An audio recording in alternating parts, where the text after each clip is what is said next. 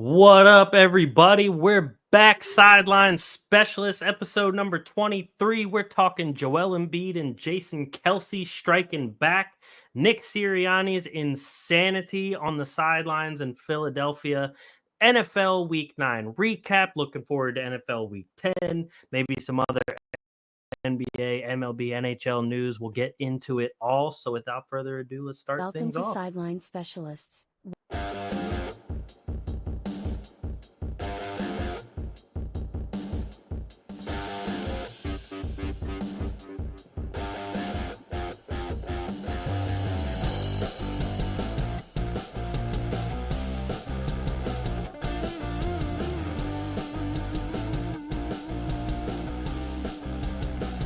And we're back. What's going on, Tom?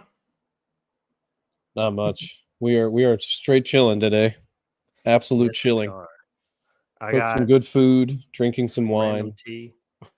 We chilling. Yeah, I got this is gonna be hard as hell to see what's etched on here. Ooh, vintage. 1994, because when I turned 30, my dad got me like a matching beer glass and wine glass with that that's etched on nice. it. What's your favorite kind of wine? Basically everything red except Pinot Noir. DeAndre Hopkins just caught a ball in quadruple coverage. Classic DeAndre Hopkins. What the fuck, bro? Yeah, but this is a Cabernet. Okay. I think Cab is probably my favorite. I think my favorite red is Malbec. Ooh, those are good too. Because I like my favorite like taste profile is sour. That makes sense. So like Filipino food with vinegar everywhere. I have salt and vinegar chips literally next to me. But Malbecs are like just touch more sour than Cabs, and they're just so good. I just like anything that's not like terribly dry. The super dry wines, I'm just like, it leaves that like cotton mouth type of feeling to me. And I'm just like, yeah, no, I can't do that. I totally agree with that. Because it's like, I like Chardonnays, but when you get like the wrong one, it literally is just such a strange sensation. Yep. Agreed. And like what you just said with sour, like I love sour beers. So like the Malbec and everything, like anything that has like a little fruitier touch to it and everything, those are good. Exactly. With that being said, we definitely got to kick things off with what happened in terms of Joel Embiid and Jason Kelce. Now, we can start with Jason Kelce because that's the one that actually has a video for it. Everyone has probably seen the video by now. I'm pretty sure, based on my Twitter, Threads, and Instagram feed, I saw the video of Jason Kelce probably 500 times. Easily. Like I remember when Threads opened, it was like 17 posts in a row, and it was the whole fucking wall. I was like, okay. I will bring it up for those who might not have seen it, but go ahead. Touchdown, Nick Hopkins. Why the fuck did the Chiefs have to get away with trading for people like this? Anyway, it is just a case of, and it's anger for me. This is anger for me at Penn State. I'm gonna I'll tie it all into one thing. James Franklin needs to be fired. I understand why the students are mad, and that's fine. What you don't do when you're wasted from day drinking as early as this game was is chase after a 6'3" future NFL Hall of Famer who's barely been retired and is still a massive, very athletic, strong human being, and chirp him about his brother using homophobic slurs. That's what we don't do, ladies and gentlemen. You don't do that to anybody, but you really, really don't do that to Jason Kelce. Exactly. And for those that might not have seen it, here's a clip.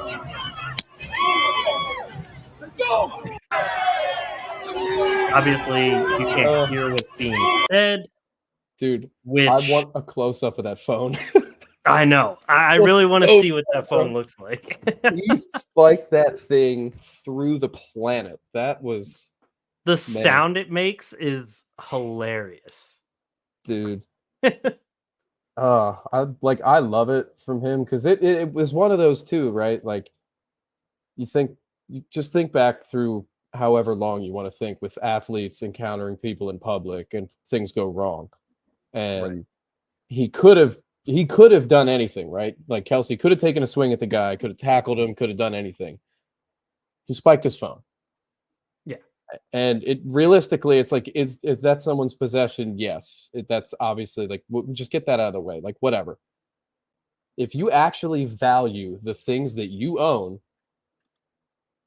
don't do these sorts of things to other people and act like nothing's going to happen. It's just that simple. And this is why Exactly. we put the classic fuck around and find out like saying for this, because it literally, he absolutely was fucking around and he really found out. And then after that, I think there's another clip of him like chasing after Kelce to get his broken phone back, and he like shoves him, and it's like, bro, you're really trying to get murdered today. Like, you really do not understand. It just blows my mind, the stupidity of people. And it does make me look at like a student like that at a school like Penn State. It's like, if they identify him, he's probably gone. Like, that's probably the end of his time at Penn State. Oh yeah, especially in this day and age. So yeah, just unbelievably stupid. Well, and he was recording it for God knows what. Imagine that was for like TikTok or something. He's gonna post it. It's like, bro, you're just like, but certifying your end here. My favorite thing is, and I saw this comment, I forget where I saw it, but it made me laugh because like it just kind of simplified everything. The person said, I just don't understand the guy's insult when he's calling Travis Kelce a homophobic slur for dating a woman. Ladies and gentlemen, the future of our country is safe in the hands of these unbelievably intelligent students. Trust me. Like, Jesus. Of all things to use a homophobic slur for, not that you should ever use it. You should never use it. But for all of the things to use it for, you use it in the absolute incorrect way. Yeah. So not only are you an asshole, but you're completely stupid. It is crazy for so many reasons, that definitely being one of them, because you just have to look at the guy kind of sideways, right? You're like, first off, anybody who's seen what Taylor Swift looks like knows that she's a catch physically, and then you see how she is as a person and you realize she's a catch for all the reasons that a person's a catch. So you look at that, it's like, okay, so Travis Kelce's one of, if not the best tight end of all time. Yep. And he's dating the biggest music star in the world. And we're going to pretend for 1 second that anything is wrong with that. Exactly. And then you're going to take it that step further and just start shouting just unbelievable shit. It's just like, it makes no sense. There's no logic to it. And that's why it's so funny to me, because this dude, there was no reason for him to be doing that. And now he doesn't have a phone. So fuck him. Yep. I loved it. I thought it was perfect for Jason Kelce. Honestly, I wish he didn't apologize before tonight's game on Monday Night Countdown. You can even hear him in his apology. It sounded like he really didn't know what to say, because he shouldn't have to apologize in the first place. He's literally defending his brother. Like, he's standing up for his brother, who wasn't there to stand up for himself and like say what he would have said. But here's the truth. I think if you chirped Travis that way, I think you're getting knocked out. I think Travis is a little bit more. He's a little bit more. I don't think he would hold back as much at all. Yeah, that. So I mean, I guess in that sense, he did chirp the right brother. But have fun getting your new phone, bud. Yep. And so that brings us to Joel Embiid, which a little bit different of a circumstance, but we're also still talking about people bringing up other people's family members. And for those that might be wondering about a theme, just don't bring up somebody's fucking family. It's really not that hard. And also, don't use deceased family ever. And what we're referring to, it was a pretty wild, first off, it was a wild series of events, because we got the interview with Embiid a little while back. I think it was like at the end of last week, and it was his first meeting with the press this season, and they were asking him about, the Olympics and not playing and so on and so forth. And they asked him pretty much a setup question to be like, was this the plan to not be playing, blah, blah, blah. And so he started to go off because Marcus Hayes, an opinion columnist in Philadelphia who works for the Philly Inquirer, wrote an article about Embiid just a day or two prior to that press conference, not prior to what just happened yesterday I think that was Saturday.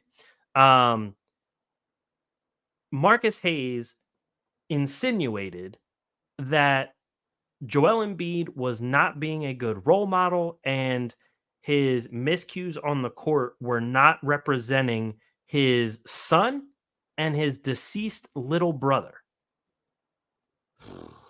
I was going to show what he wrote on the screen, but I don't even want to give that screen time because Marcus Hayes is just a shit human being. He has repeatedly said some very out-of-pocket, ridiculous things.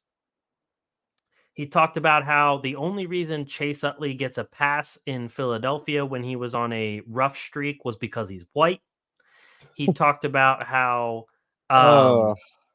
there was another interview with the Philly media where they were talking about the Flyers and the Minnesota Wild would bring their dads to games because they played better in front of their dads because they wanted to make their dads proud.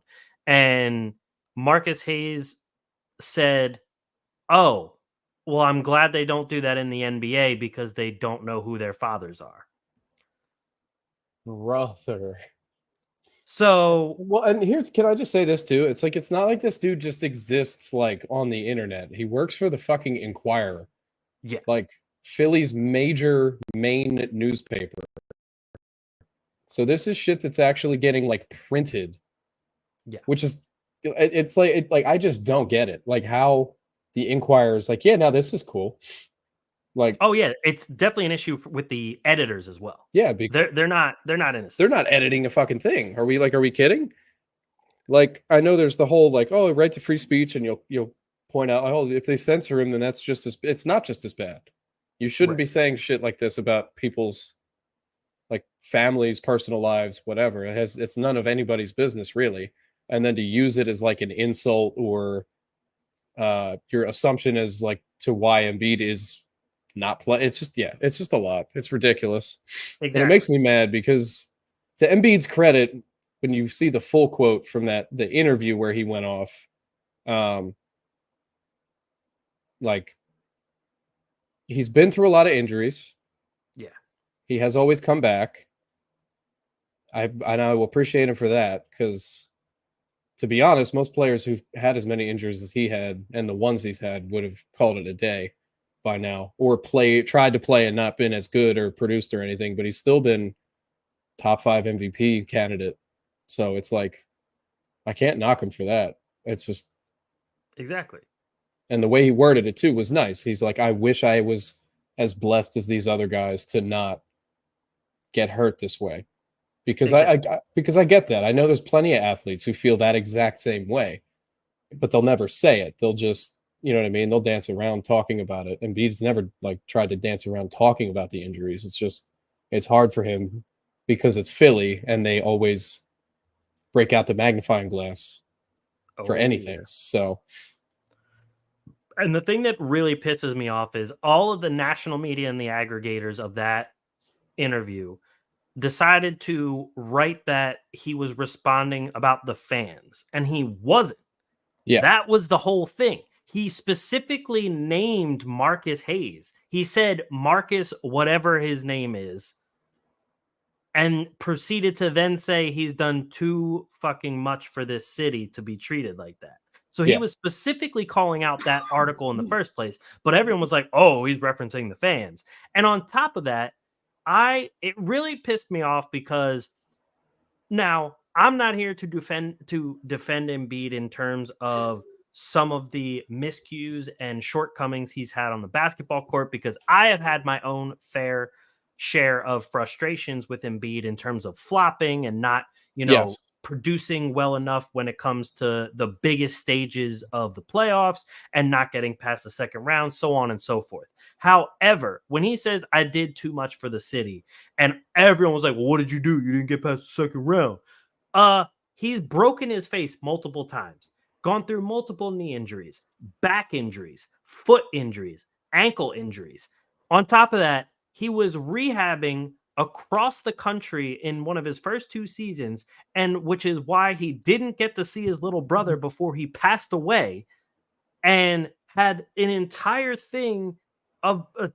part of his life ripped away. And there was even articles at the time of how dark of a place that Embiid went to because of all of that happened, on top of not being able to play basketball.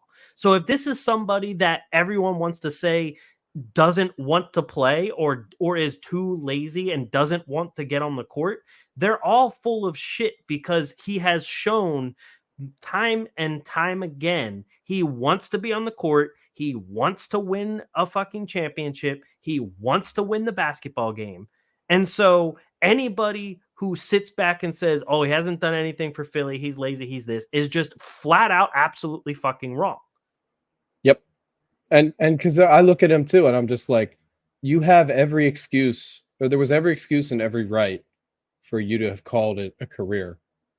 Oh yeah. At some point, like, because people look at, and people still do this, they still look at male athletes and act like their mental health must always be perfect, or men, like, they can't feel emotion, they're not treated like people by everyone still.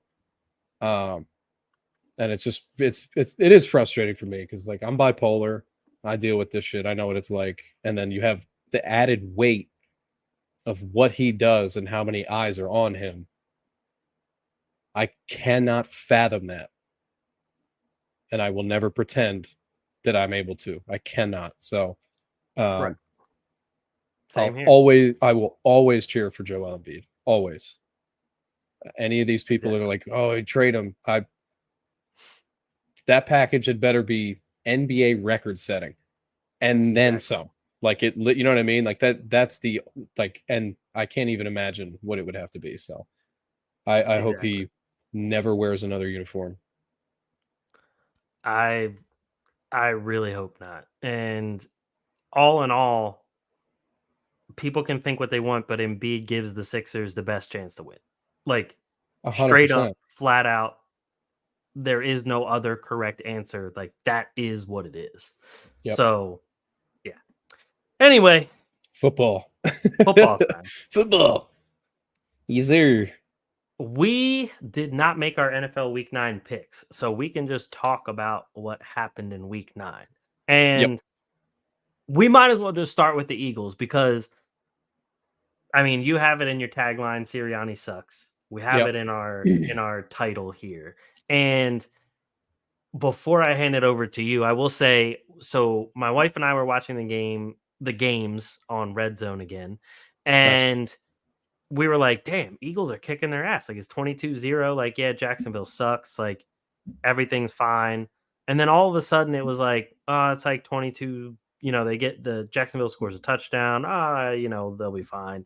Then all of a sudden Jacksonville starts creeping back even more. They get the touchdown by Trayvon Walker. And then that was a weird fucking play too. That was a very weird play. And we'll definitely talk about that too, because still don't understand that play. But all of a sudden Jacksonville is like within tying the game. They were within 6. It was 20. It was 22-16, and it was just like an because I was still at work at that point. Okay. And we, like, every TV minus like the middle one on each side was on the Eagles. Bar was packed. Like, that's why people were there, was to watch the game. Right. And it was like you could just feel the vibe. You know what I mean? It was like one of those, when you're around a big group of people that are all there to watch the game, you can just, what's happening, even if you don't look, because you can just feel it. And it was like the momentum was just so shifted. It was unbelievable. And it was frustrating too, because they show that replay of the fumble 18 million times, because of course they do. And it's like he clearly gets hit, or like contact is made by a Jaguars player, and then he goes to the ground. Right. And by all accounts, all that matters is a player touched him. He doesn't have to be the reason he went down.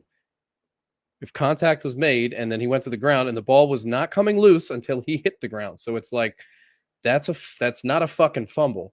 It's just not. But did you happen to see the reasoning the refs gave? Because I did. And the reasoning that they gave was after the contact with the Jaguars player, he then made contact with his own teammate, and then stumbled. Like, what they kept saying, stumble. And I'm like, it doesn't matter. Like, where the contact was made, he was already going down. Yeah, it definitely altered his center of gravity. Like, he was already stumbling when the Jags player hit his leg. So if you're going to pretend that it made no sense. And even the way the penalties were being called in that game, there was a point, it was like 8 penalties against the Eagles and 0 against the Jags. And then that happened like right after. And my buddy and I looked at each other and we're like, oh, these refs definitely got money on the Jags. Like, this is crazy. And it's just wild too, because you look at like Trevor Lawrence, 16 of 31 for 169, no touchdowns and 2 interceptions. Trash. Another game for the Eagles where they held an opposing team to 60 or less rushing yards for the whole fucking game. Insane. Like, when you just look at pure numbers, it is incredibly evident that the Eagles absolutely dominated this game. Oh, yeah. But then you have coaching decisions, which is just the perfect transition. You have so many decisions by Nick Sirianni that are fucking terrible. We never needed to go for 2 the first time. It was completely unnecessary, and it shows he never learns from anything ever, because the Atlanta loss was literally down to a not attempting a field goal at one point when we should have just taken the points, and then going for 2 when we didn't have to. And then he was absolutely trying to recreate that loss in this game. And by all accounts, if the Jags had played that final drive way smarter, I don't know what that play call was. Yeah, that was strange. You have 1 minute and 42 seconds and you're on your opposition's like 20 yard. Like, why are we? They were on like the 15. Why the f are we trying to score on the first play? Right. Like, you could run the ball every single play in a straight line and probably get it done. Like, it just made no sense. Like, so thank you, Jacksonville, for giving it back. But it just, Sirianni made so many just shit decisions. There was that the 4th down. Oh, yeah. Where Hurts, like, the play call was designed for him to roll out. And then I guess in my head, when I saw him rolling, I'm like, all right, they're trying to do like a mesh route where they're going to literally have all 4 just go across like this and hope somebody like gets open from it. Right. But I'm like, you didn't need to do this.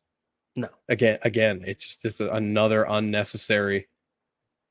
Was that the same one where he thought, like, it looked like he was gonna try and hurry up and do tush push, but then they decided to like roll out and do that anyway? It was literally like 4th and less than 1. So it's like, you know exactly what you need to do here. You're either handing it to Saquon or Hurts is running straight forward with 2 people grabbing cheeks. Like, it's not right.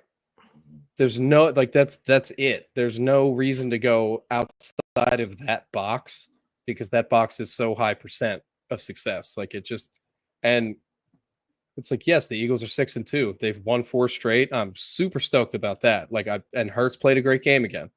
Right. 18 of 24 for 230, 2 tuds, and another one on the ground. And Saquon fucking balled out again. But it is, like, in my mind, it is slightly overshadowed by this fear that when these games like really matter, like if we get to the playoffs and we're ahead, I don't want to fucking sit there trying like with anxiety that he's just gonna fuck it up. I like because it feels like he will. That's just where I'm at mentally, and I don't know. I agree. I don't know what the fix is because we're now going into week 10. But in my head, I'm like, if you're Jeffrey Lurie and Howie Roseman, you need to just pull them into the office and be like, bro, if there's points available, take the fucking points. Does he have something against kickers? Like, I just don't. And that's what really like we have Jake fucking Elliott. It's like, yes, he missed right. a 57-yarder that hit the post. Like it wasn't wide right by 50 yards. It doinked. Like it was that close. He's right.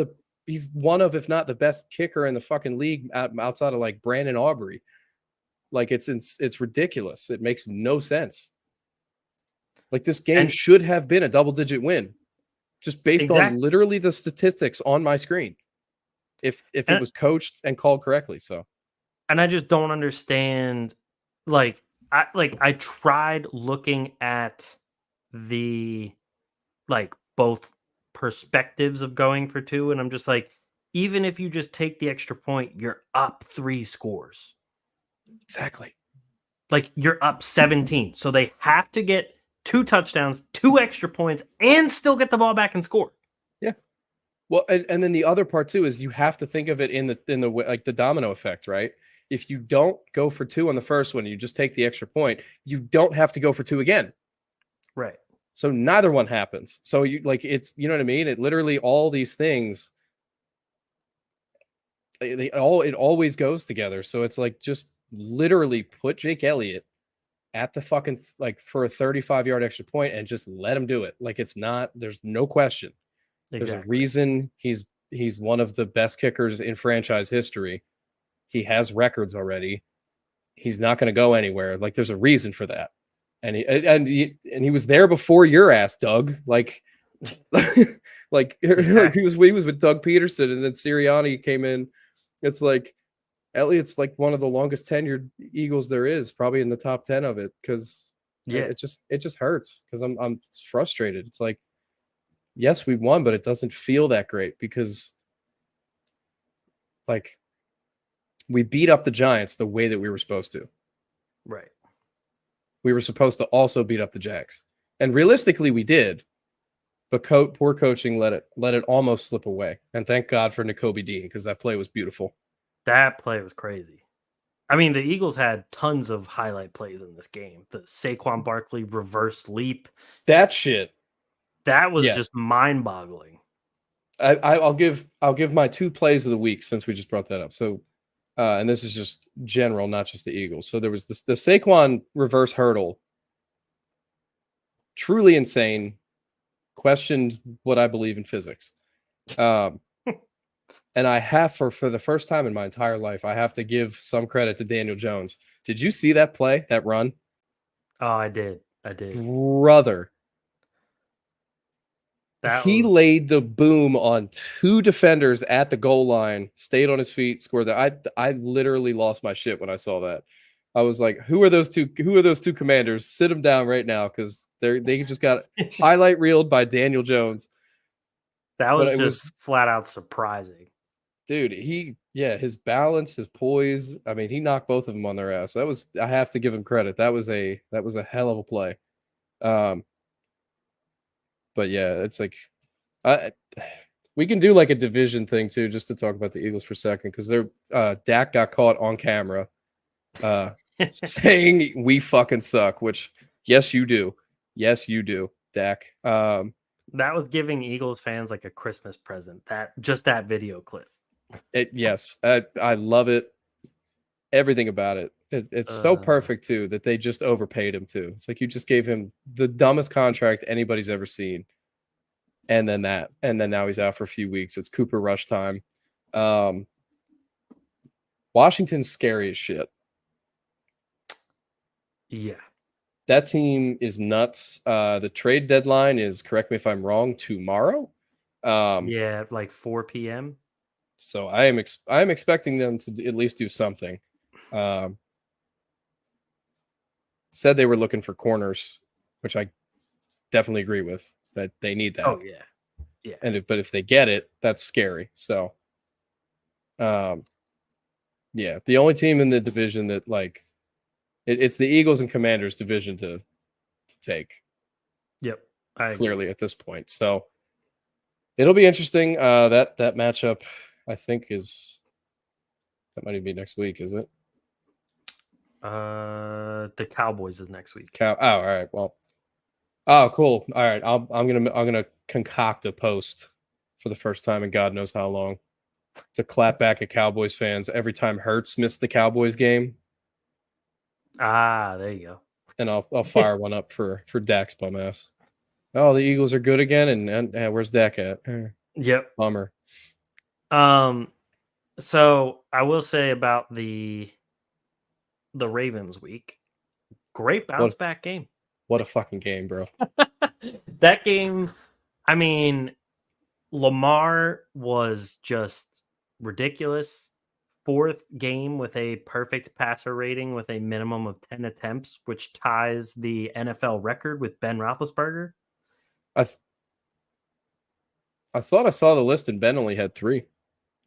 It depends how many attempts they list on there. If you do all right, got it. If you do minimum 10 attempts, then Ben has 4. Because I think there was one game he had like 11 attempts and he had a perfect passer rating or something like that. Because I bet it was all the like massive 80-yard touchdowns to AB. It was probably that, and like Le'Veon Bell had like 5 touchdowns. Yeah. So he didn't even need to pass. But like there were just some throws that Lamar had in that game that I was just like, they were just perfect. They like finding Justice Hill going down the sideline, dropped it literally perfectly into his hands over his shoulder with a defender on him and just right there perfectly in his hands. Found Zay Flowers early and often, who had over 100 yards and 2 touchdowns. Even had a passing touchdown to the fullback, Patrick Ricard, got his annual touchdown. He seems to have 1 touchdown a year, so got his. He's done now. Exactly. And then on top of that, Derrick Henry with 100 more yards. Derrick Henry has already eclipsed the 1,000-yard mark, and we just finished week 9. Dude is seriously looking like he could have the single season yardage record. Yeah, he's really looking like it. And I hope that if he continues on this pace, come like week 17 and 18, I hope the Ravens feed him. I hope they find, you know what I mean? I hope they literally do whatever they can to get him there. Oh yeah. Like if he's close, do not leave him out to dry. Get him the fucking record. Like, to put this in perspective, last year in 17 games, he finished with 1,167 rushing yards and 12 touchdowns on 280 attempts. This year, he already has 1,052 yards, so only about 115 more to tie entire last season's total. And he only has 1 fewer rushing touchdown than last season in 168 attempts compared to 280 from last year. Can we use this to just segue into how bad of an organization the Titans are? I mean, oh my goodness. Yeah, they're tough. Tennessee, man. Giving up AJ Brown and Derrick Henry. Now fucking Hopkins is balling with the Chiefs. They bring in Ridley, and Ridley looks terrible. He had one good game literally last week. Yeah. Like credit to him, he popped off last week, but sure.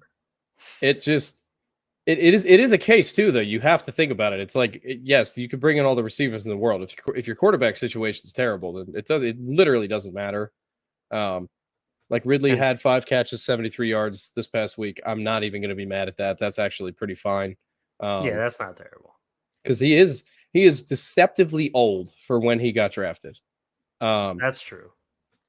Like we are both, you and I believe, are born the same year as him, which is crazy that he was drafted in 2018.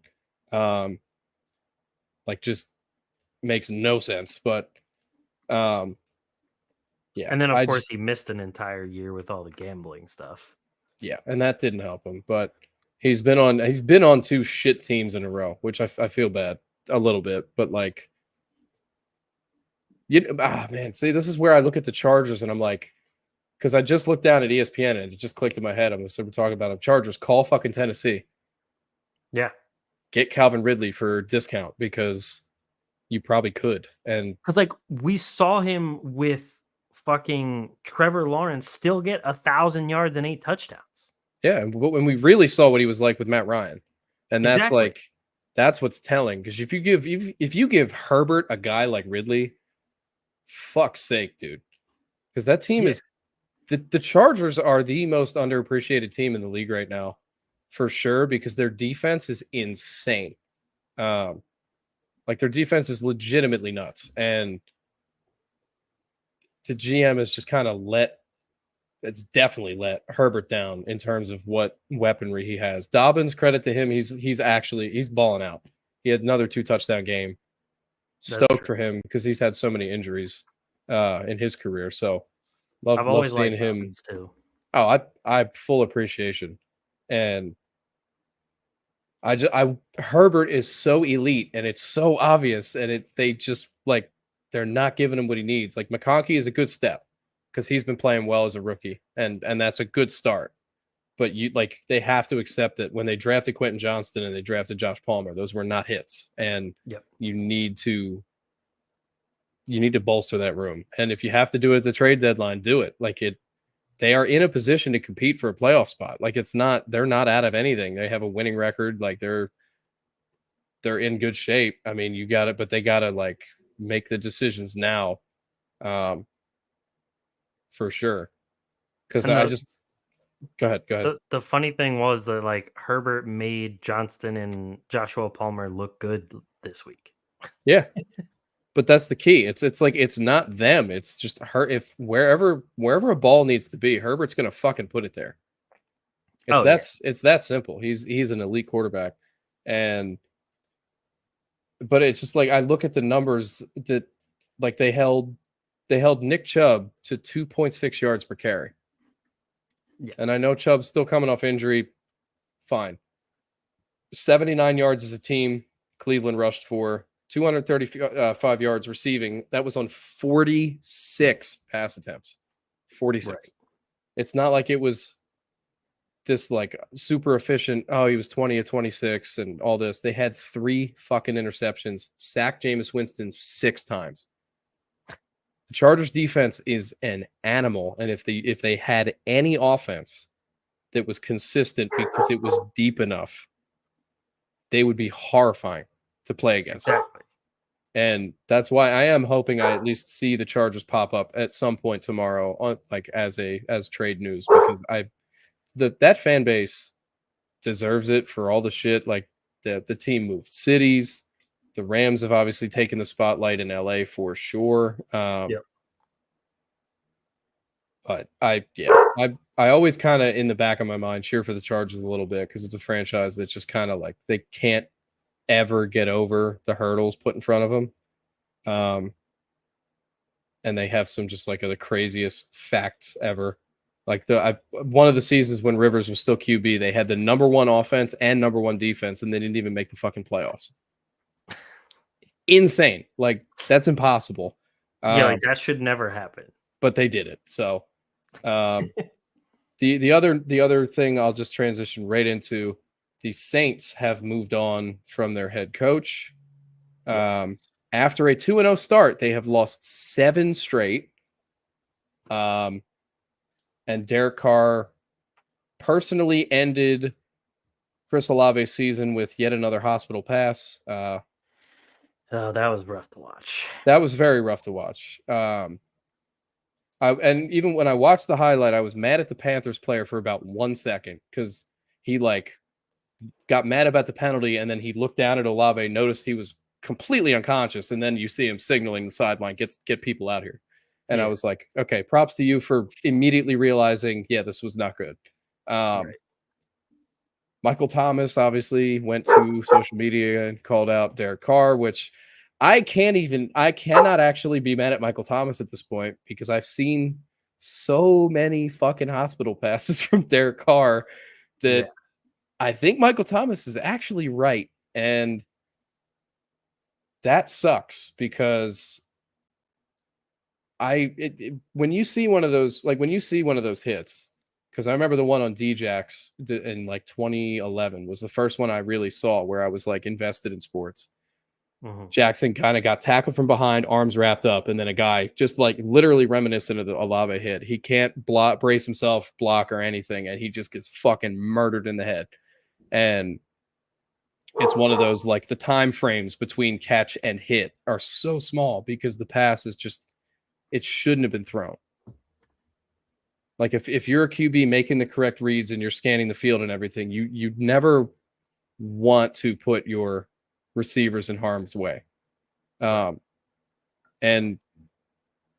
another Eagles related one was Austin Collie on the Colts. If you remember that hit, I do remember that one. He got executed. That was really bad. But they show Manning on camera right after the hit, and you visibly see that he knows he fucked up. Like, it was instant. And but that's the difference, is like a guy like Peyton he'll make that mistake and he'll never make it again. Right. Carr's not good enough, and he's been doing this his entire fucking career. And it is a shame, because Olave is this, like, he's a dude with this bright young future that now has 5 concussions confirmed. Yeah. And that's it's another kind of like Tua deal. Everybody's going to talk about it. They're going to piece it apart, and it's a shame. Carr is literally like, I see a guy open, I throw ball. Like, caveman. Yeah. That's it. There is no thought behind those eyes. Oh, for sure. And it just makes me think back to when the Eagles beat them, and Gardner Johnson in the locker room afterwards was like, they have fucking Derek Carr. He was fucking right, bro. This dude's not actually good. The reason they destroyed the Cowboys was Alvin Kamara. Oh, period. And Kamara, yet again, had a really good game. Good for him. Give him props. 29 carries. He needs to get out of there. Oh, he's needed to be out of there for a long time, and he just got extended, which I'm like, what the fuck, bro? That sucked when I saw he got extended. I was like, that's not what I wanted you to do at all. No. You could still trade him, but we'll see.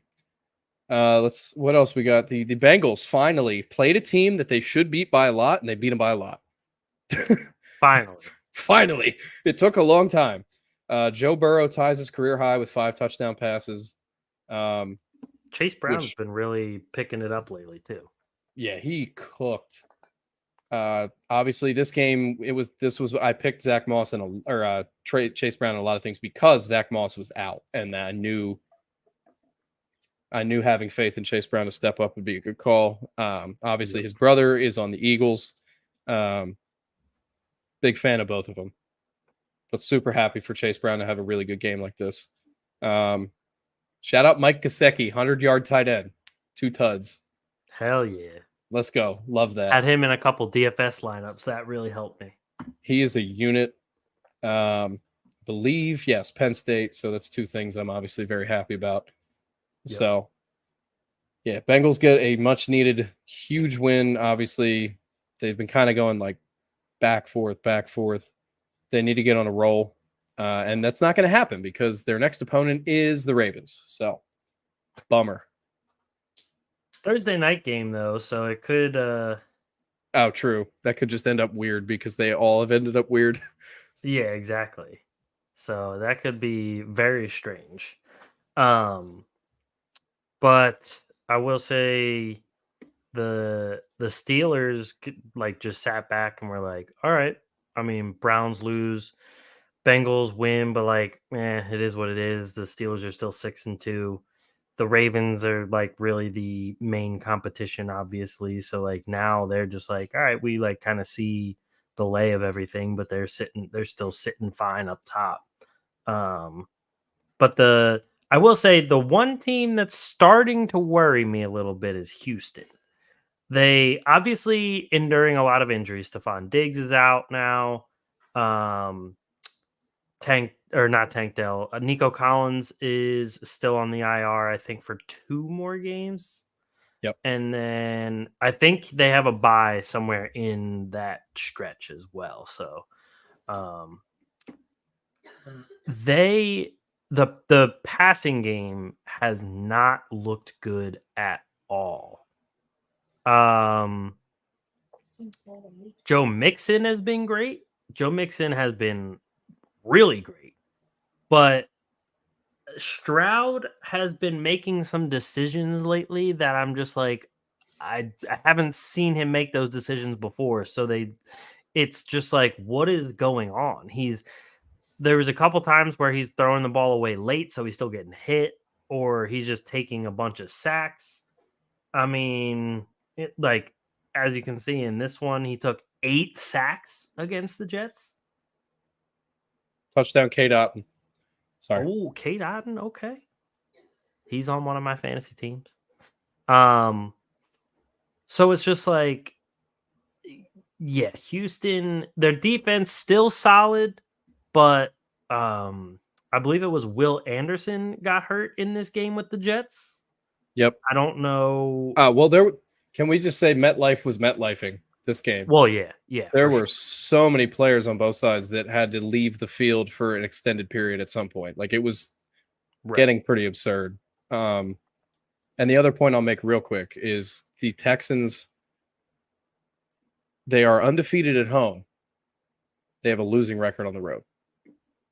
So it is another thing to look at too. It's like, it's all good and well if you can win at home. That's one part of it. But if you can't win anywhere else, you're going to have extreme problems unless you're the 1 seed. Like, it's just not. And at this point, you're not going to be. Nope. By the looks of it, the way the Ravens are moving forward, the way the Bills, even in tight games, find ways to win. And then the Chiefs literally are undefeated still because they have the refs on their side every fucking game. Even the Steelers are 6-2. And the Steelers, like, I have to give them so many props too, because I know it was like that first reaction everybody had when they benched Fields to move to Wilson was polarizing, right? Right. I think it was the right move. And so far it really looks like the right move. And agreed. I just give credit to everybody in that organization right now for being classy, humble, based with every decision. I can't fault them. The playoff race will be fun, just like the seed race, because there's a lot of teams that are really in it. Yep. But the Texans, in complete agreement with what you said, they're worrying the hell out of me. And I'm gonna say this for my man Jalen Hurts. I hope the fucking national media brings the same energy to CJ Stroud that they brought to Jalen when AJ and Devontae were out, acting like Jalen's a bum when he's missing his 2 fucking top receivers. CJ's missing his 2 top receivers right now, and he went 11 of 30. All right, it makes a damn difference. And Stroud, like, you could see it even when you watch that game. Stroud was doing everything in his power to win that game. Oh yeah. Like, he ran 8 times for 60 yards. Love that, because he is not that mobile. He really isn't. Like, I love his heart, but you can't always play hero ball. You have to allow your teammates to, like, help you, and you have to have enough faith in your teammates in certain moments to not get so anxious. So yeah, and it's just like, look at all those receivers that got targets that didn't catch a single ball, including CJ Stroud. Which I love. I love that his name is on there. I know. But like, you had Tank Dell with 6 receptions for 126 yards, and then the next was Robert Woods with just 2 catches for 44, and then Schultz 3 catches for 21, and then everyone else is goose eggs. Yeah. So you have you have 5 receivers that had targets with no catches, and the total targets between all of them is 11. Yeah. like, I am not going to. I know Mechie dropped one. I know Hutchinson dropped one. Obviously, Stroud dropped his because Mixon threw it, which I've never seen that man throw a ball. But I know. it is just they're in a tough spot. It is another case of, we say this anytime we talk about injuries. We hate injuries unless it's to Deshaun Watson, because it's just like, you never want to see a guy get hurt or have his career derailed. But then you also don't want to see a team just get completely, like, their entire season is absolutely ruined. Right. And the Texans are in that kind of zone right now. Like, Diggs is out for the year. That's a wrap. Yep. He was a big part of their success. It was a great move in the offseason. He's out for the year. So you bring, like, you need Nico Collins back. You let Noah Brown go. And he's doing extremely well with the Commanders now. So that I know they're regretting that. Oh yeah. And it is tough because you can't rely on Robert Woods, really, because he's just too old now. He's there more for mentorship, and it was never going to be a time, if injuries didn't happen, that he would be getting this kind of role. Right. So it's just unideal. Yeah, I mean, Devontae Adams and Garrett Wilson combined for more receptions than the entire Houston Texans. By 5. Like, it wasn't even close either. Like, that just all around is sad. But outside of that, I mean, a lot of the rest of the week went pretty much the same as I expected. Like, the Falcons beating the Cowboys, expected that. Bills beating the Dolphins, expected that. Finally, Tua's looking a little bit closer to normal. Tyreek still definitely needs more targets, because I was surprised that there was so much of that game that Tyreek just wasn't even getting the ball. And then on top of that, dumbass, you also have like Jalen Waddle. Go away. Jalen Waddle was just like not targeted the entire game until the very end. Caught a touchdown and then loses like 20 yards on the very end of the game play. So he finishes with a stat line of 2 receptions, -4 yards, and a touchdown. Hilarious. Well, yeah, there was a point in that game too. It looked like he actually got seriously hurt. Yeah. So I'm glad he didn't. Right. But when I watched the highlights and I saw that final play, I'm like, I literally said out loud, "Where the fuck are you going?" Like, I know. I was like, "Why are you running backwards?" It looked like he was on a kickoff return, running it back, and had passed all the defenders. Like, and he was like, "Oh, he's in open field." I'm like, "No, that's the wrong way." That was so. It was what a weird game. It was like, it's a good week in football. Like, even the Titans-Patriots game was actually, like, it ended up pretty good. Right. Commanders, Giants, like, the Commanders did dominate most of that game. It's just the score ends up tight, and you're like, oh, it's the same as the Eagles, right? You look at, like, stats and everything, you're like, yeah, no, that's not actually a close game. Cardinals demolished the Bears, who are still winless on the road. It was so annoying though, because Kyler Murray did nothing. I know. It was all I mean, they went running back committee, and it was like, I'll just go full nerd. It was super effective. Like, it literally was just insane. Yeah. I mean, we're talking 34 carries as a team for 213 yards, 3 touchdowns, 6.3 yards per carry. DeMercado had a 53-yard run. They genuinely dismantled them, because Caleb Williams, 22 of 41. That's hot ass. He got sacked 6 times. His QBR on ESPN was 18.3. There's like the basement. That's like the crawl space. Like, that's just, oof.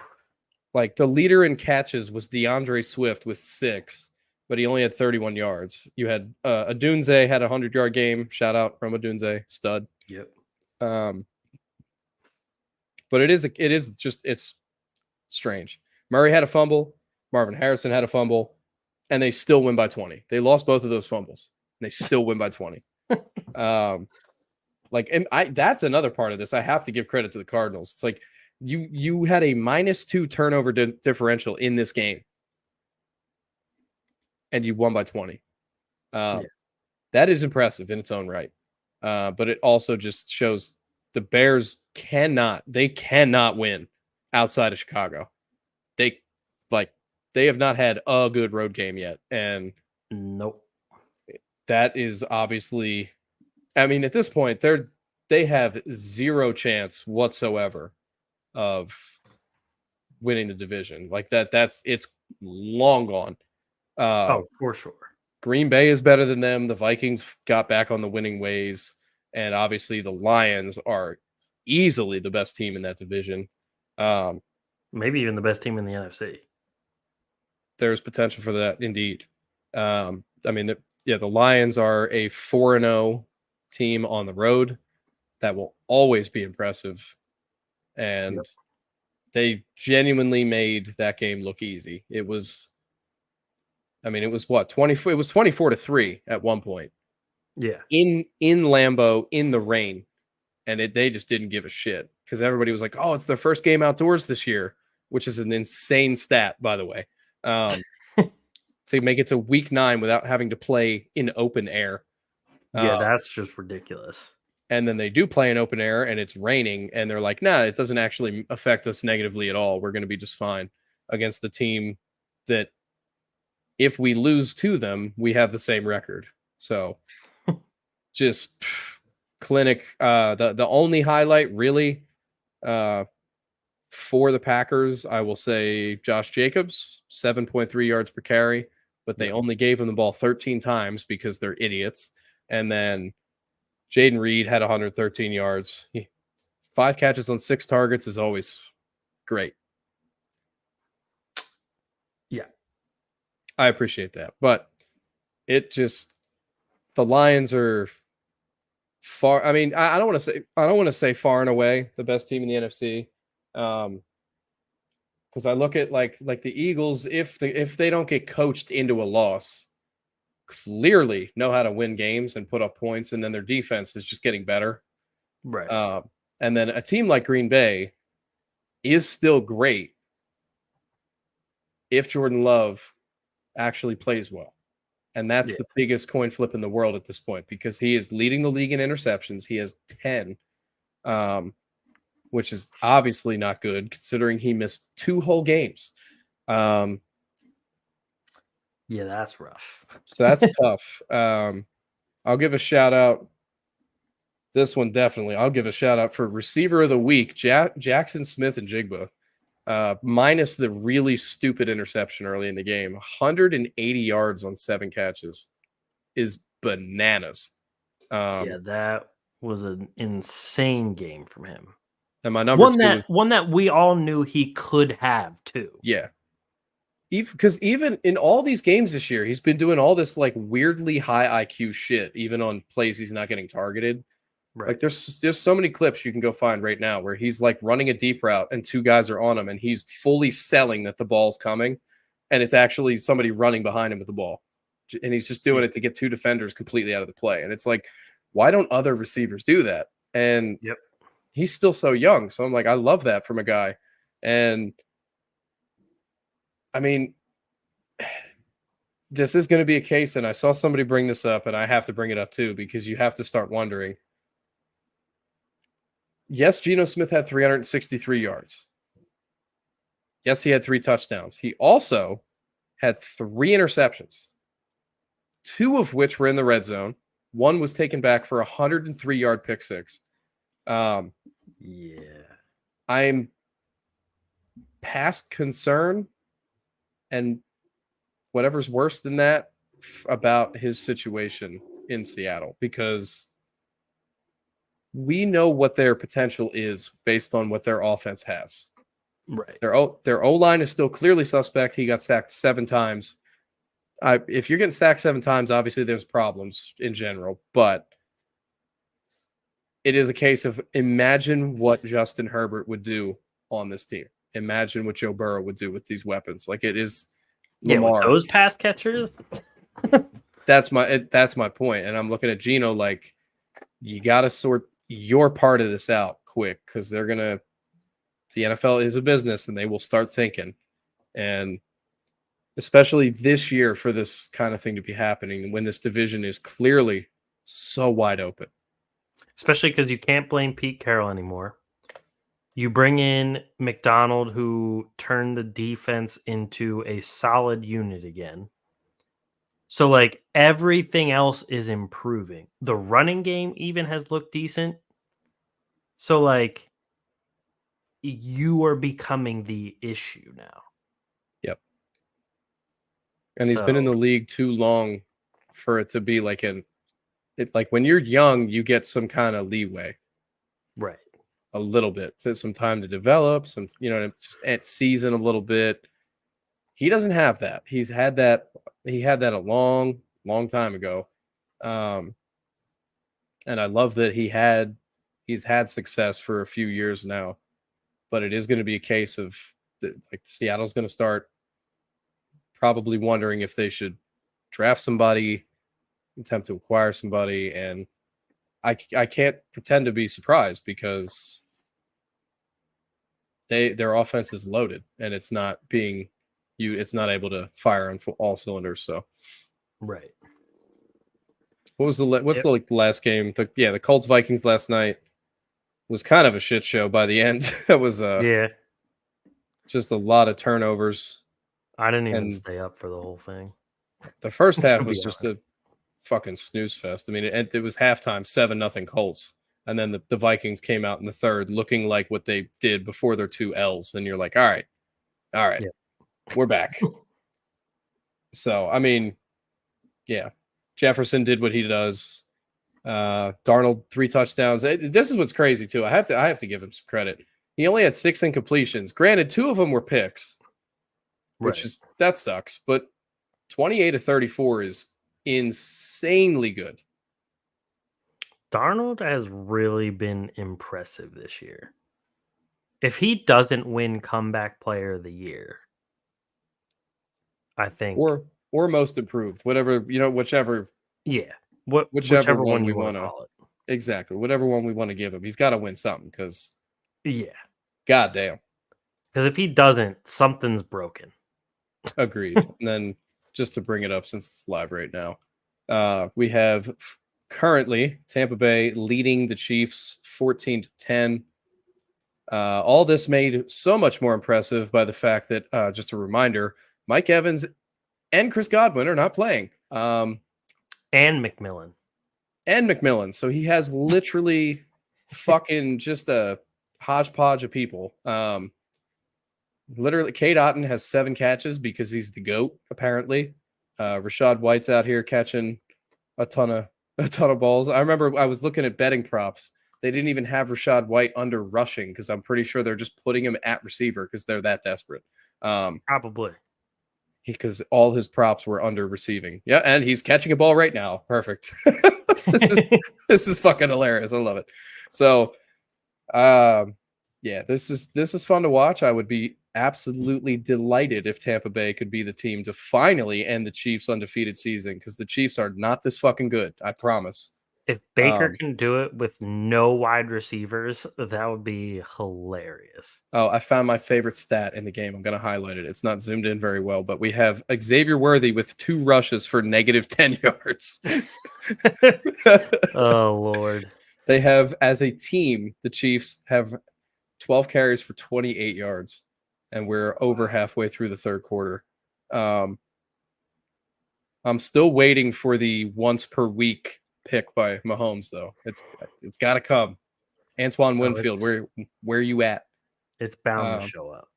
I know. Well, I'm waiting for Baker's too, and I'm really hoping it's not on this drive. Oh, okay. Well, they're kicking a field goal, so it's definitely not going to be on this drive. But all right, good. So real quick, we might as well update some power rankings here. Yep, and then we'll do our picks instead of forgetting. Yeah, exactly. We could just, for the sake of it, do you want to just do like 8 and 8 for both of us, so that at least the record like looks like we've made the right amount of picks, or do you want to just not? I was just gonna leave it. Just Okay. say fuck it. Then we'll just leave it. Yeah. I think the Jets do deserve to move up. I do too. I think I'm gonna put them in ass though. Ass is fine because the record still sucks. Right. You can't, you know but what I they mean? Like, finally took a step in terms of looking decent. absolutely. I know the first thing that needs to happen. No, you could do that, but you can also do the Saints, because the Saints really got to go down there. 7 straight L's is just like unbelievable. Yeah, that's completely terrible. The Giants can stay where they're at because they played. They actually, I have to give them props. They played a solid game in MetLife for the first time in fucking like 2 years. Yes. I think I'm putting the Raiders down, especially too, because they're fired their offensive coordinator along with 2 other assistant coaches. Yeah, they are a dumpster fire. I completely agree. Jacksonville gets to stay there just because they did make that comeback. If they got shut out by the Eagles, oh yeah, 100%, they would have moved down. And I'm leaving the Dolphins there too, even though they lost. They did make that game close. Tua looked a little bit better. Tua played a solid game. I was very happy to see that too, because obviously I'm sure he was motivated. Obviously the injury came against the Bills, so he had a little bit of extra. Right.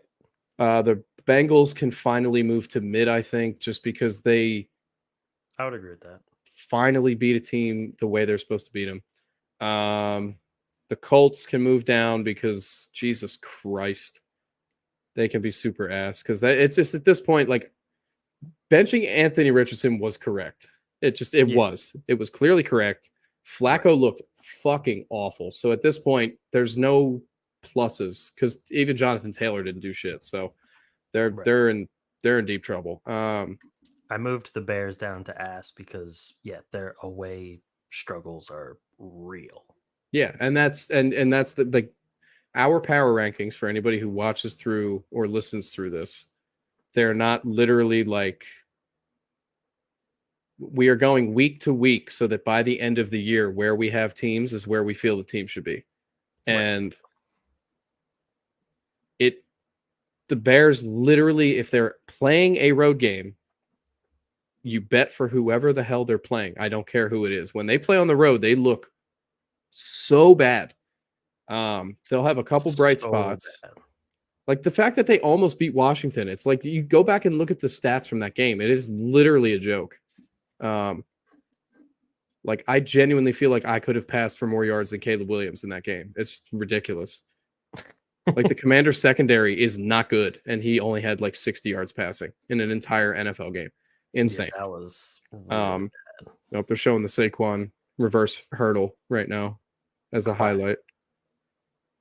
Love it. I think I can I say one real quick, because I'm feeling them. The Chargers need to move up. Oh, okay. I believe that what they have is good enough to make the playoffs. They need to do something tomorrow, though, to just give Herbert anything. And if that's getting like Calvin Ridley or calling any team that's struggling who has a receiver the way the Ravens did and getting Deontay Johnson, and like this, even the Steelers were out shopping. I don't know if you heard about that. Yeah. They were going to get Christian Kirk, and then his season ended, which is just a shame. And then, you know what, just literally because this is what it is and they're leading the division, I know you hate it, Arizona has to move up because you're leading the division. You got to fucking be a playoff team, don't you? And to be fair, they played a complete game. The turnovers are obviously something they need to address, but even with the turnovers, they won by 20, and I am very impressed by that. But I will let you move the Ravens up into Super Bowl contenders now, because I think it's fucking time, my guy. Yeah, I mean, that was a decimation. The Browns loss still looked terrible. but at least they came back and really took care of business. Yeah. I think literally, when I saw the highlights of that game and I saw the stats of that game, I literally was just like, yeah, this is the scariest team in football. They just are. And they're like, obviously their defense is going to need to get their freaking shit together come playoff time, because we know they're going to be there. Like, there's not a chance in the universe that they don't make the playoffs unless Lamar gets hurt. Like, that's the only thing that can happen. Right. And that offense can just do things that other teams can't do. It's like, oh, you're shutting down our passing game. We still have Derek fucking Henry, sunshine. And we still have Justice Hill that can catch out of the backfield. We have a good O-line. We have tight ends that can block and catch. Like, it just doesn't matter what you game plan against the Ravens. Like, I will genuinely, hand on heart, call the Browns game a fluke. Period. There were so many just weird, wonky things that happened. Like Bateman losing the ball in the sun and getting hit in the face. As soon as I saw that, I was like, oh, this is just one of them days. Like, it's just funny that they traded for Deontay Johnson right after that. But I understood it, because I'm like, it like, they're looking at Zay Flowers like, we need another guy on the field that's not you, so that defensive attention can be taken away from you and you'll be even better. And clearly this week, that's exactly what happened. And that was a huge, huge W move by the front office for Baltimore, because Deontay Johnson is a good player. So, for sure. Not only did you get a guy that's going to draw attention away, you get a guy that Lamar can actually probably rely on, and who's already used to the AFC North. Exactly. So that move alone was enough for me to really be like, yeah, no, they're fucking serious. And here's my question though: if we move them up and we have Buffalo up there and stuff like that, the Steelers were on a bye. Do they deserve to be up there, or do they stay a playoff team? Who is their next? I think we do what we always do. Like, we'll leave them because we didn't see them this week. Okay. Right. This is actually perfect to leave them there, because next week they are in Washington. So as far as tests on the schedules go, that's as big as it gets right now. That'll be a huge one. So that is the case. If the Steelers win that, they're 100% moving up. No doubt. What a noise. Seattle can move down. Because I'm like, the Rams just beat them. And in that division, because it is so tightly, heavily contested at this point, literally it's within a game. Right. I have to look at the Rams as the much hotter team, because they just are. They are rolling. True. So, and then San Fran will stay right there until they play again, and we see what they look like coming out of. But they play Tampa Bay next week, so that'll be should be a decent game. It should be. I mean, Tampa Bay is giving the Chiefs a hell of a fight here, so yeah, I don't see why it wouldn't be. Kareem Hunt up the middle for a lot. Overall, though, I think this looks good, honestly, where it is. I think it's fine where it is, because it's I have no problems assuming any of the playoff teams will make it with where they're at currently. Right. The Vikings, if they had lost, we clearly would have been moving them, but they got back to winning. So the Falcons keep winning. Green Bay, even in a loss, is still 6-3, which puts them in a really good spot to going forward. Exactly. They lost to a team above them. So the only teams I would move are the ass to super ass, like the Browns or the Patriots. But right, because the Patriots did just lose to the then 1-6 Titans. That's true. Which is pretty tough. We could do that. Yeah. I'm gonna leave the Browns there just because they didn't get blown out. Didn't they? 27-10. 27-10 is pretty rough in your own building. Maybe not. Maybe I was thinking of something else. Because I remember, I mean, at one point it was 27-3 at home, and Winston and Jameis had 3 picks and got sacked. Since they were right on top of each other, I mixed up the Titans Patriots score with the Chargers Browns score. I see what you're saying there.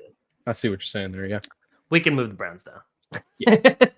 we know where they belong, really. Yeah. But yeah, I like what that looks like, because the 3 ass teams, it's fine because they're either 500 or slightly below, right? And the Jets moved up to get to ass because yeah, because of course. So exactly.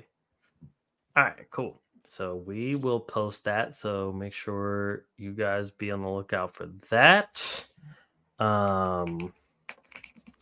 Let me just save that, and then we will finish things off with our picks. So let me bring that up and share that.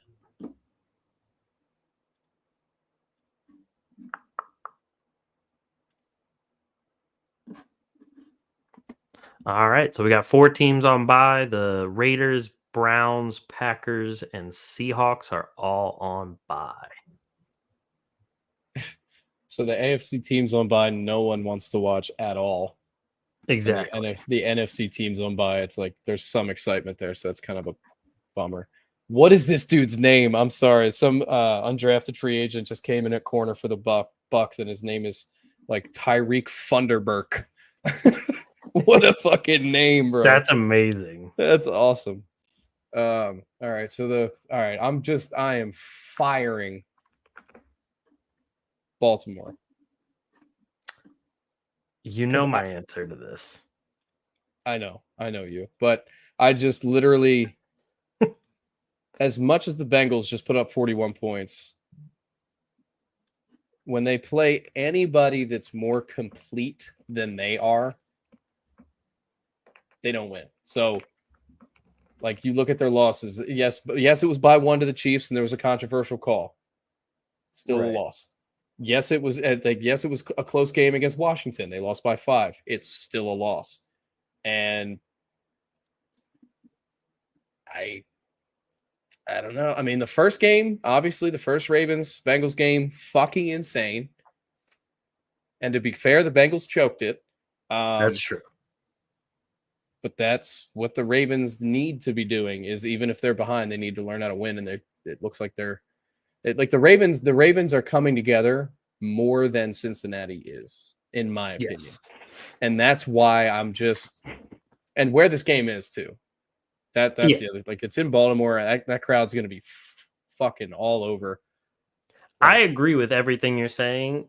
I am just going with the Bengals purely superstitiously, especially because last week we did not make picks and they won.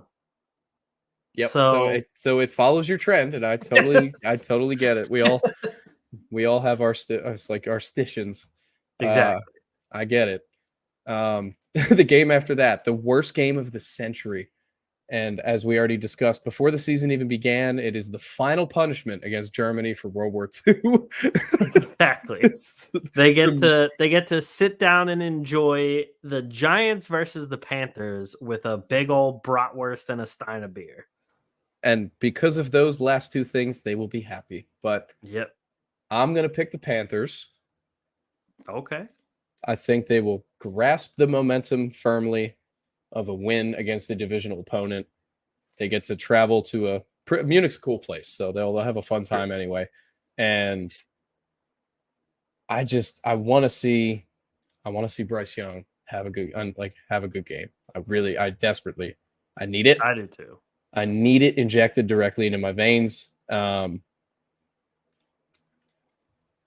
going Giants. I think you should. Yeah, I was like, I probably should pick Giants, but I'm not gonna. So I'm going Giants. Danny Dimes is gonna truck a couple more people, and Malik Neighbors is gonna have 100 yards and 2 touchdowns. Malik Neighbors might go for like 180, bro. Watch. Yeah, he might have a field day. He might go berserk. Which then takes us to the Patriots at Chicago. Which Chicago we were just wins. saying how Chicago is terrible on the road, but they are 4-0 at home. And I'm taking the Bears. I think you probably are too, because it literally just I want to see Drake May do well, but at this point, it's just like what besides Ramondre, they're just not getting production. And to be fair, he is doing pretty well with what he has in terms of Drake May. Complete agreement. Like I'm impressed by what he's doing with this dog shit receiving core. Because obviously, like Jalen Polk on the year has 10 catches on 27 targets. That's like ungodly inefficiency. His number one target, and credit to Hunter Henry, he's been good. Yeah. Obviously, and then Demario Douglas after that. It's just like Kayshawn Booty, KJ Osborne, Jamichael Hasty. These are all people you do not want on your football team. So it's just not good. So it's going to be the Bears playing a major role on your football team. Exactly. So it's going to be the Bears, and I'll be really shocked if it's not. Agreed. Okay. Buffalo at the Colts. I think this one's a pretty easy one as well. Yeah, that's both. That's pretty cut and dry. Denver at Kansas City is one I'm actually pretty interested in. I'm very interested in this because I expect Denver to bounce back in a very big way, because that was very uncharacteristic of their defense. Their defense has been very, very good this year. I agree completely. Kansas City has like no wide receivers. They don't have Pacheco. And Mahomes has not been his best self this year. Oh, did someone finally hit Mahomes? Oh, really? I think he's going to be all right, but okay. There's a weird. I looked at it and he's scrambling. I'm like, in my head, I'm like, oh, is he going to run it in? And then he did like a little fucking underhand little thing right before the line of scrimmage, which actually let me watch and make sure he actually threw it before the line of scrimmage, because that would be really funny if he didn't. No, he did. Oh no, he hurt himself. Oh. When he went to. Oh yeah, his ankle. He's like, it's probably a sprain at a minimum. Yikes! I think when he planted his foot, and you can just see it do one of those like shifts to the side. Oh yeah, the little fop. Yep. Oh, he's getting help. He's actually getting help right now. Oof. Well, that's not good. Yeah, he's got like two guys arms around. Yeah. Well, I just want to say before that happened, I was gonna pick the Broncos.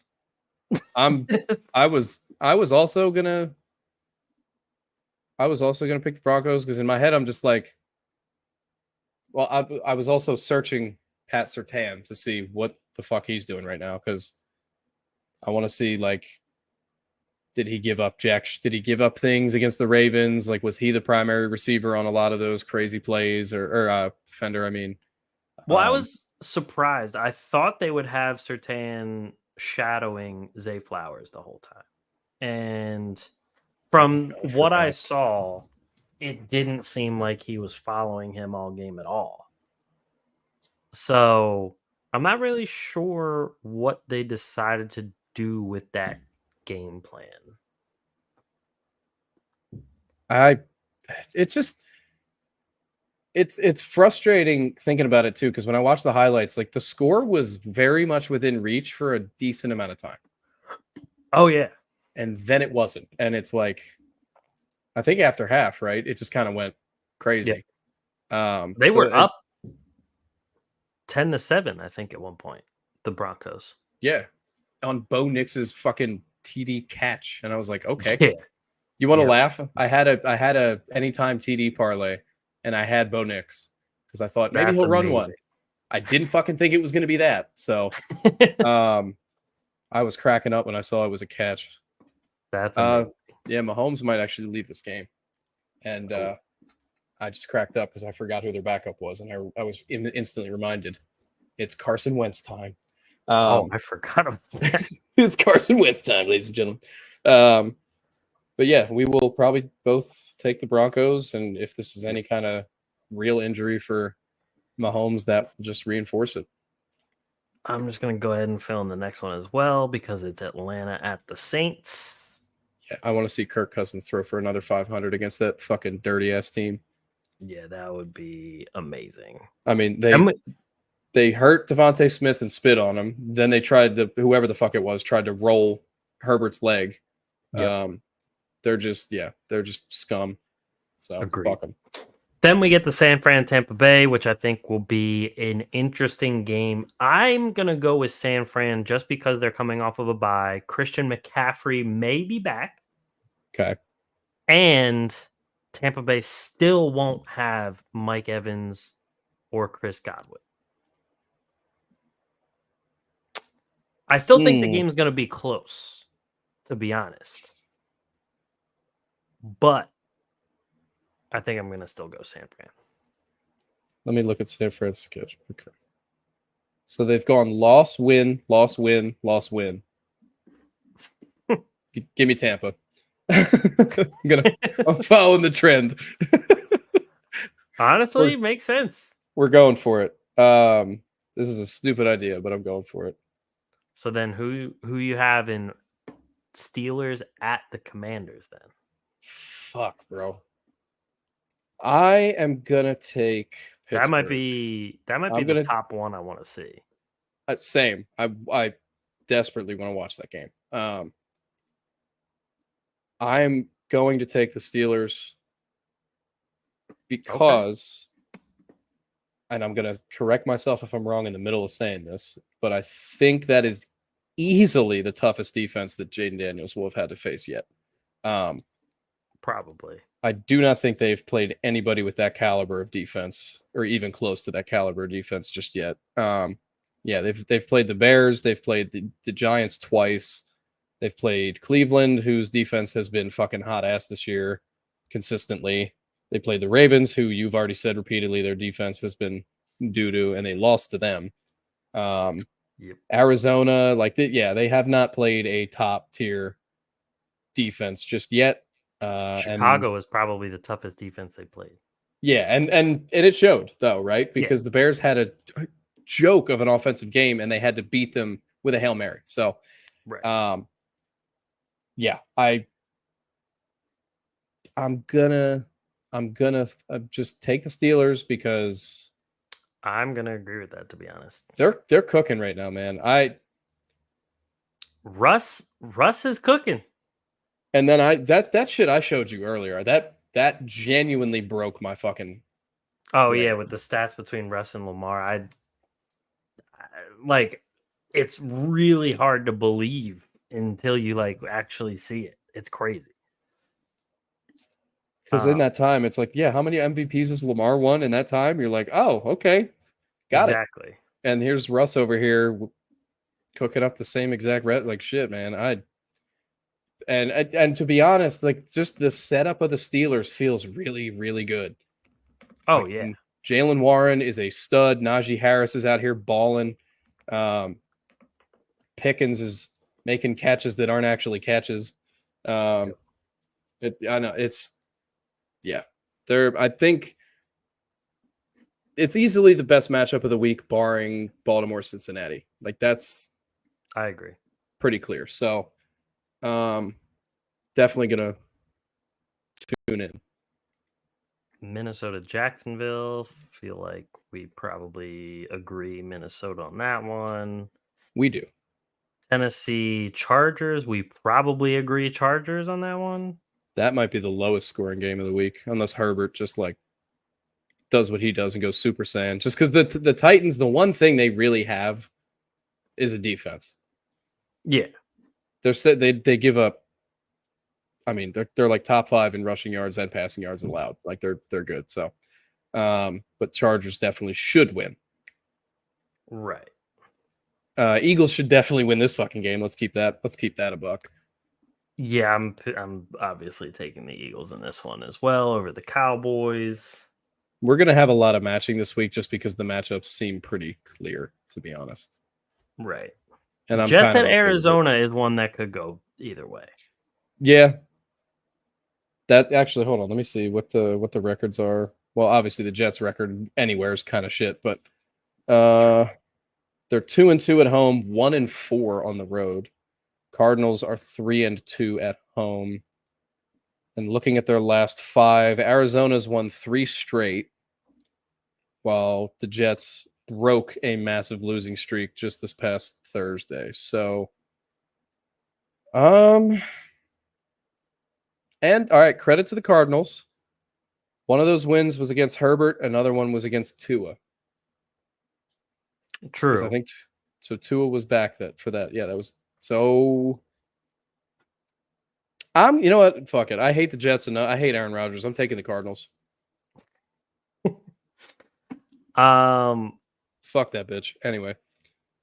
Honestly, I think I'm taking the Jets just because of the potential we finally saw with Garrett Wilson and Devontae Adams both doing well in the same game.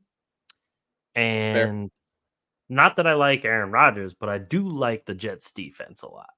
I do like that the makeup of that defense. And Hassan Reddick did play last game. Not much, but I feel like he should be playing a little bit more in this next game. Well, this is a kind of, if you wouldn't even call it that, a revenge game for him because I think he was drafted by the Cardinals, was he not? I think he was drafted by Arizona and then he ended up in Carolina afterwards. Probably. I think so. See. He was drafted by Arizona, 13th overall. Yep. So, and was there for 3 years and then went to Carolina. So yeah, I think we're gonna go Jets. Detroit at Houston. The Lions by 50. Sorry, Houston. I know you're good at home. I don't give a fuck. This is your first loss at home. Sorry. Yeah. Sorry, buds. The way that Stroud has been struggling without his receivers, I just don't see that changing against a defense like Detroit. So yeah, I agree with that. Is what's his face? Is Branch? Is he gonna be? He's not gonna be suspended, is he? I haven't heard anything about him being suspended because he got ejected for a hit, right, and then flipped off the entire stadium. So there's kind of a chance, but well, I mean, definitely a chance. Mahomes coming back in because of course he is. And so that takes us to the Monday night game. Ooh. Miami at the Rams. That's actually, I didn't look down that far. That's actually not a bad matchup at all. Especially because Miami's looking a little bit better with Tua back. The Rams are looking better with Cooper Kupp and Puka Nacua back. Puka just needs to not punch anybody this week. Well, yeah. I mean, he did do it in overtime, so he waited, or whatever, late in the game. He waited a while, but still. True. You know what? You pick first, and I'm literally just going to take the other. All right. Because you're probably going to check. So. You're probably going to take the Rams now because I want the Rams, but still. I was honestly pretty 50-50 about it, but I would just want to check. All right. Rams are 3-1 at home, and the Dolphins are 1-3 away. I mean, that's Yeah, that's rough. To be fair, most of the 3 are probably Tyler Huntley. I mean, that's true. Well, one of them obviously was this week, but they did play, no, they were in Miami. Yeah, so. Or were they in Buffalo? Was this the Buffalo week and they were in Miami the first one? Yes. Yes, okay. Yeah. Oh, that makes sense because we kept seeing fucking quotes from like Jonnu Smith saying how Buffalo wings suck. Oh yeah, and it's the worst place to be. That makes that. That's so funny to me. I'm like, bro, there's no way you're talking shit on Buffalo wings. Come on now. I know, of all things. Like, don't do that. You know what? I haven't picked many, so I'm gonna go with the upset. I'll take the Dolphins. Okay, and I'll take the Rams. Matt Stafford, when he has his guys, is just a fucking different animal. Oh yeah, he's great. And people literally always love to just like forget about him, and then he instantly reminds you what he can do when he has his guys, and you're like, yeah, yep, probably a Hall of Famer. For sure. I mean, there's kind of no doubt, but obviously those committees can never be trusted. We had E-Money Bentley here saying go Birds. Yes, sir. Let's go. Love to see it. Absolutely love to see it. All right, so we got grid time to finish things off for the week. I got one. Yay. Yay. Yay. So good. Just let me get the swallow the vomit real quick. That's just not pleasant. 1,000 yards. Steve Smith is the obvious one. Oh wait, sorry. Yeah, I was looking at Panthers and 1,000 yards. It's all good. Washington and 1,000 yards. I mean, we could just do Scary Terry, but I want to get a low number one. I'm trying to think of a really obscure. Oh, did Pierre Garçon ever do it? That's a good question. I'm checking because I need to know now. Didn't Holmes play for Washington? Come on, Pierre. Did you have 1,000 yards in a season? Oh, he did. Oh, okay, Pierre. I see you. I didn't know you worked that well. My man had 1,346 yards in 2013. Damn. With Washington, so that works. Let's think of the most obscure one for the Jets, because Garçon's not that obscure. A lot of people do know who he is, but still. True. For the Jets. Jets 1,000 yards. That would be like sneak. Maybe Kenny Anderson.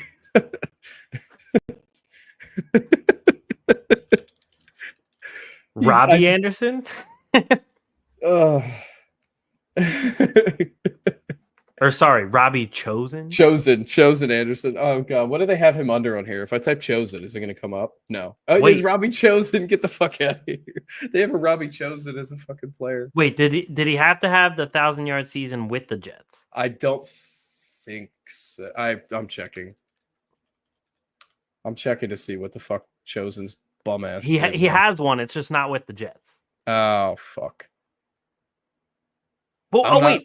He fits in Jets Panthers. Oh, we're doing that then. Yeah. Robbie Chosen. Suck my entire ass. he's so ugly, bro. I can't stand it. So funny. Jets and Chiefs. There's someone that I thought of, but then I lost their name.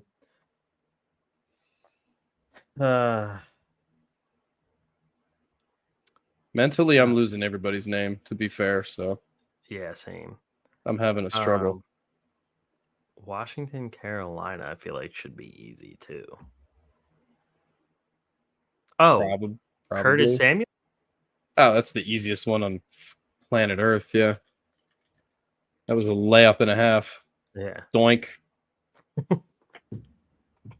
I'm still thinking for this Jets 1,000 yard. I'm focusing on that. Hold on. Because I gotta get one that just makes no fucking sense.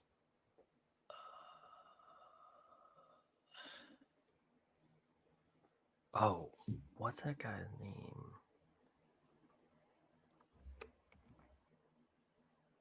Was it this one? Oh, well, I mean, there's one that just popped into my head that's not that obscure, but it kind of is. I'm pretty sure I'm right too. Oh, I'm right.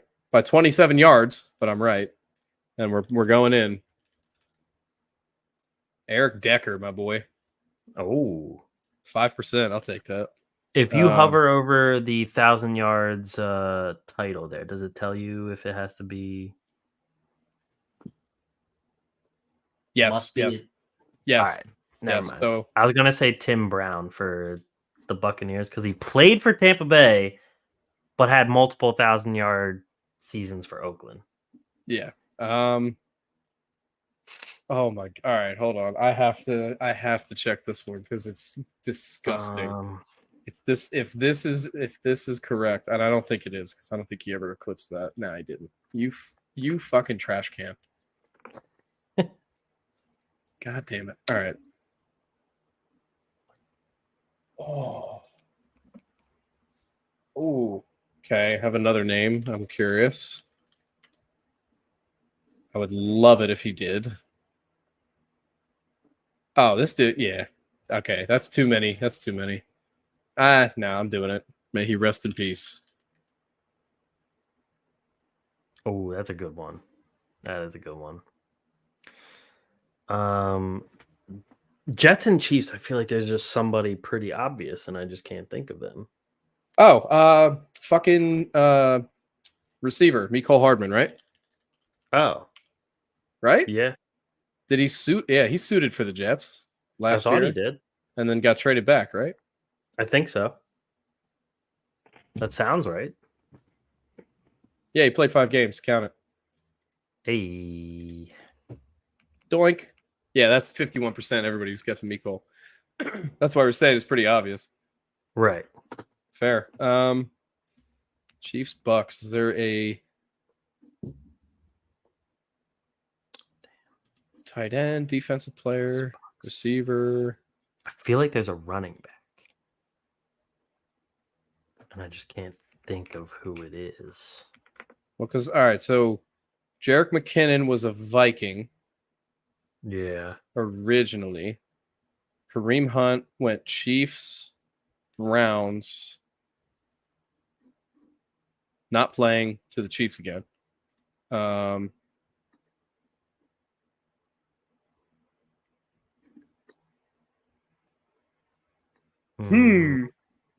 This is funky.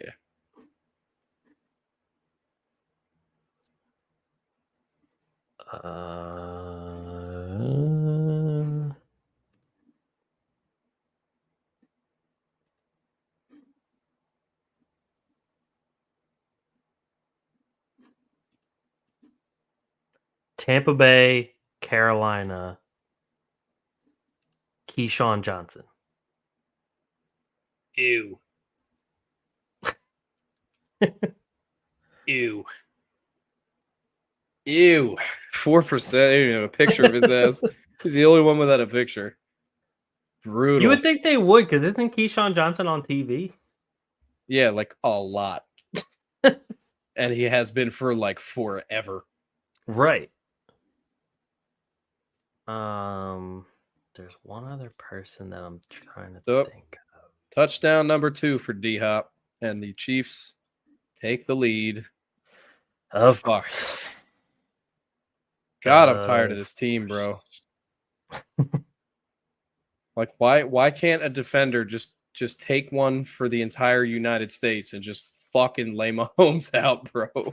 Just fucking hit him. Take his force field away. I don't care if he stays healthy. Just fucking hit him, please. God damn it.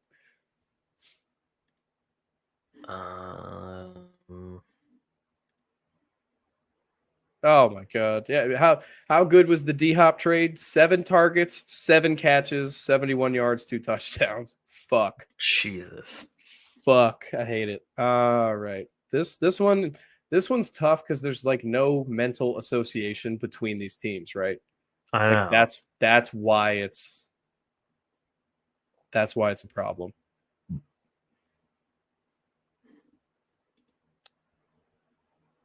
Can we name? Let's go through their backup quarterbacks over the years, if we can even figure out who the fuck they were. Because that could be the chance. One moment. There's probably like a well-known defensive player too. Oh, I'm sure there is. I'm sure there's a D lineman that's like a freaking Hall of Famer.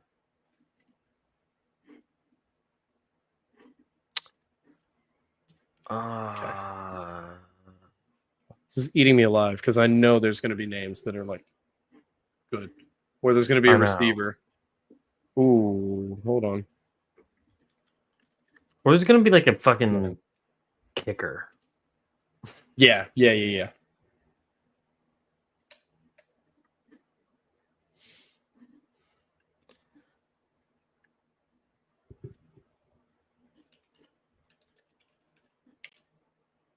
I'm literally going through so many names of people that pop into my head.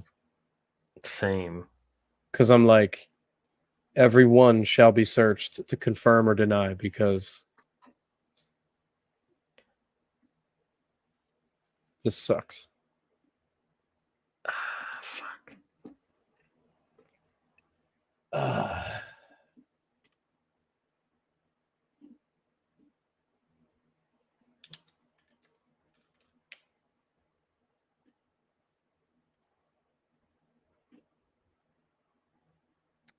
Yep. Found the kicker. No shit. Who is it? Connor Barth. Is it ER or OR? OR. He's right here. Ew. 0.2%. Let's go. Yeah. Kicker for the win, baby. W. That's hilarious. I love that you went to kicker too. That's so good. All of a sudden, I was just like, there's definitely a fucking kicker. That is so funny. Oh, God. That was actually good timing. My wife is now home, and looks like we are good for the week. Let me see. I'm looking up players for Chiefs and Bucks to see who like the hugest name is. Because piss off. One of the that's so stupid. LaShawn McCoy, Darrelle Revis, Thomas Jones. Because they didn't play like full seasons for either of them. Of course. Le'Veon Bell. What the fuck? Blaine Gabbert is one I should have actually gotten. I should have gotten that, actually. I'm going to have to run out of here, but thank you, everybody, for watching and listening. We will catch you guys next week. Make sure you tune in, subscribe, like. Thank you, everyone, for tuning in. Thank you, E-Money Bentley. We appreciate you. Peace. Peace.